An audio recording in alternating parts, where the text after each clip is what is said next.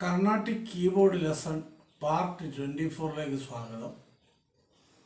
കഴിഞ്ഞ ക്ലാസ്സിൽ നമ്മൾ സപ്തതാള അലങ്കാരങ്ങളിൽ ധ്രുവതാളമാണ് പഠിച്ചത്. ഇന്നത്തെ ക്ലാസ്സിൽ നമ്മൾ പഠിക്കുന്നത് മധ്യതാളമാണ്. അതായത് ലഘു, ദ്രുതം, ലഘു. ഇതാണ് ഇതിൻ്റെ താളത്തിൻ്റെ രീതി. അപ്പം അടി 1 2 3, അടി വീച്ച്, അടി 1 2 3. ഇതാണ് താളത്തിൻ്റെ രീതി.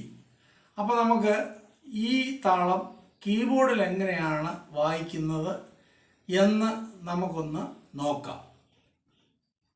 നമുക്ക് ഇത് ലൈൻ ടു ലൈൻ വായിച്ചു പോകാം.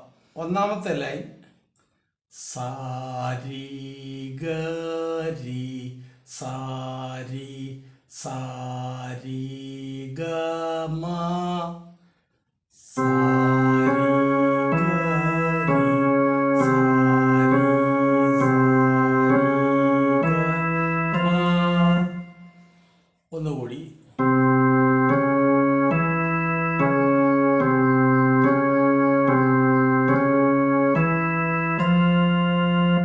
രണ്ടാമത്തെ ലൈൻ രി രി ഗ മ ഗ രി ഗ രി ഗ മ പ രി ഗ മ ഗ രി ഗ രി ഗ മ പ. ഒന്നുകൂടി. രി ഗ മ ഗ രി ഗ രി ഗ മ പ. മൂന്നാമത്തെ ലൈൻ ഗ മ പ മ ഗ മ ഗ മ പ ദ. അപ്പോൾ അതെങ്ങനെ വായിക്കുന്നത് നമുക്ക് നോക്കാം.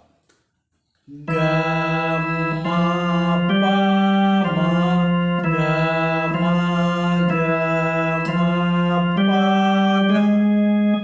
അവസാനത്തെ ഗമപദ എന്നുള്ളത് വായിക്കുമ്പോൾ ഫിംഗർ ഇങ്ങനെ വരണം. ഗമ പദ. അപ്പോൾ ഒന്നുകൂടെ നമുക്ക് നോക്കാം. ഗമ പ മ ഗമ ഗമ പദ. അടുത്തത് വരുമ്പോൾ വീണ്ടും നമ്മുടെ എൻ്റെ ഫിംഗറിനെ മായിലേക്ക് മാറ്റണം നമ്മൾ. അതായത് മ പ ദ പ മ പ ദ പ മ പ മ പ ദ നി. അപ്പോൾ അതൊന്ന് വായിച്ചു നോക്കാം നമുക്ക്. മ പ ദ പ മ പ മ പ ദ നി. അടുത്ത ലൈൻ പാദ നി ദ പാദ പാദ നി സ പാദ നി ദ പാദ പാദ നി സ. അപ്പം നമ്മൾ താരസ്ഥായി സായി ചെന്നു. ഇനിയും താരസ്ഥായി സായിൽ നിന്ന് മധ്യസ്ഥായി സായിലേക്ക് നമ്മൾ പോകുന്നു. അപ്പോൾ അത് നോക്കുന്നു. സാനി സാനി ധനി സാനി സാനി ദ പ സാനി ധനി സാനി സാനി ദ പ. ഒന്നുകൂടെ. സാനി ധനി സാനി സാനി ദ പ. അടുത്ത ലൈൻ നി ധ പ ദ നി ധ നി ധ പ മ. അപ്പോൾ അത് നോക്കാം നമുക്ക് എങ്ങനെയാണ്. നി ധ പ ദ നി ധ നി ധ പ മ. ഒന്നുകൂടി. നി ധ പ ദ നി ധ നി ധ അടുത്ത ലൈൻ ദാപ്പ മാപ്പ ദാപ്പ ദാപ്പ മഗ ദാപ്പ മാപ്പ ദാപ്പ ദാപ്പ മഗ. ഇവിടെ നമ്മൾ ഫിംഗർ ചേഞ്ച് ചെയ്തിട്ട് വീണ്ടും സായിലേക്ക് കൊണ്ടുവരണം.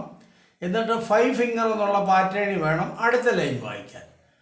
പാമ ഗമ പാമ പാമ ഗരി പാമ ഗമ പാമ പാമ ഗരി.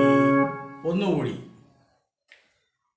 പാമ ഗമ പാമ പാമ ഗരി. ലാസ്റ്റ് ലൈൻ മാഗരിഗ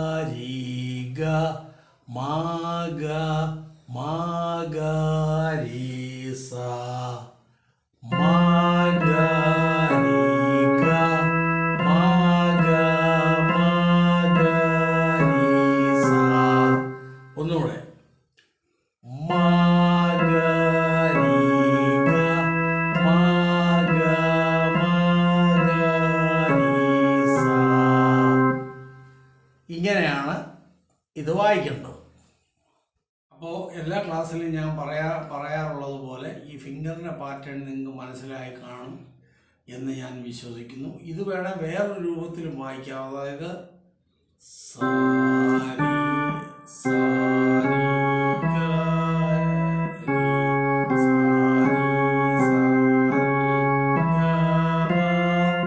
അത് കഴിഞ്ഞ് ഫിംഗർ ഷിഫ്റ്റ് ചെയ്തും വായിക്കാം.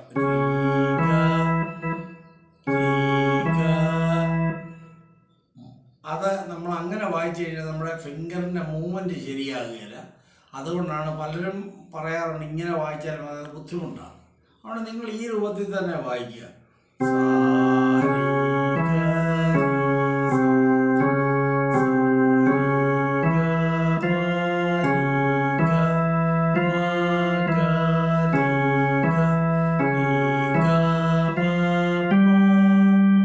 ഇതേ രീതിയിൽ തന്നെ വായിച്ചു പോവുക. അപ്പോൾ നല്ല രീതിയിൽ പ്രാക്ടീസ് ചെയ്യുക. കഴിഞ്ഞ ക്ലാസ് ഞാൻ 12-ാം തീയതിയാണ് ഇട്ടത്. കുറച്ച് താമസിച്ചു. ഇന്ന് ഏതാണ്ട് ഒരു 11 ദിവസമായി. എല്ലാ ക്ലാസ്സുകളും ഇച്ചിരി ഡിലേ ആണ്. കാരണം എഡിറ്റിംഗ് സോഫ്റ്റ്വെയറിനകത്ത് ചില മാറ്റങ്ങൾ വരുന്നത് കൊണ്ട് ഒരു 14 ദിവസത്തേക്ക് നമുക്കതിൻ്റെ ഫെസിലിറ്റികൾ യൂസ് ചെയ്യാൻ ഒക്കുകയില്ല. അതുകൊണ്ടാണ് വീഡിയോ ഡിലേ ആകുന്നത്. അല്ലാതെ കുഴപ്പമൊന്നുമില്ല. തന്നെയല്ല, വളരെ കുറച്ച് ആൾക്കാർ മാത്രം കണ്ട് ഇത് സബ്സ്ക്രൈബ് ചെയ്യുന്നുള്ളൂ. അതുകൊണ്ട് തന്നെ നമ്മൾ ധൃതിയിലിടേണ്ട കാര്യമില്ല. കാരണം എല്ലാവരും ഒന്ന് വായിച്ച് പഠിക്കുന്നവരൊന്ന് വായിച്ച് പഠിക്കാനുള്ള ഒരു സമയം അവർക്ക് കൊടുക്കുക കൂടി ചെയ്യണമല്ലോ. അപ്പോൾ ഉർവശി ശാപം ഉപകാരം എന്ന് പറഞ്ഞ പോലെ ഈ ഇതിനകത്ത് AI-യുടെ ചില സാങ്കേതിക വിദ്യകൾ വരികയാണ്. അതുകൊണ്ടാണ് ഈ ക്ലാസ്സുകൾ ഇടാൻ ഡിലേ ആവുന്നത്. അപ്പോൾ നന്നായിട്ട് പ്രാക്ടീസ് ചെയ്യുക. നന്നായിട്ട് കീബോർഡിൽ വായിക്കുക.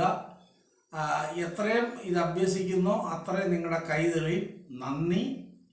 അപ്പം അടുത്ത ക്ലാസ്സിൽ കണ്ടുമുട്ടുന്നവരെ നന്ദി, നമസ്കാരം.